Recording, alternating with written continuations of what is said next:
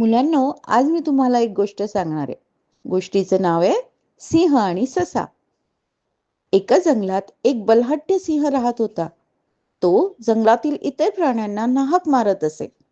सर्व प्राणी त्याच्या भीतीने थरथर कापत होते. शेवटी सर्व प्राण्यांनी एकत्र येऊन ठरवले की रोज एक प्राणी सिंहाला जेवायला पाठवायचा. म्हणजे तो उगाचच इतरांना मारणार नाही. एके दिवशी एक हुशार सशाची पाळी आली. तो मुद्दाम वेळ घालवून उशिरा सिंहाकडे गेला. सिंह रागाने गरजला, एवढा उशीर का झाला? सशाने उत्तर दिले, राजा, मी लवकरच निघालो होतो, पण वाटेत मला दुसरा सिंह भेटला. तो म्हणत होता की हे जंगल आता त्याचं आहे.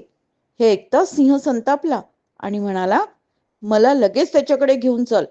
ससा त्याला एका विहिरीजवळ घेऊन गेला आणि त्याला पाण्यात त्याचे प्रतिबिंब दाखवले. सिंहाने समोर अजून एक सिंह पाहिला आणि रागाने उडी मारली. तो थेट विहिरीत पडला आणि मरून गेला. तात्पर्य, हुशारी आणि चातुर्याने बलाढ्य शत्रूलाही हरवता येतं. तर मुलांनो, तुम्हाला आवडली का आजची गोष्ट?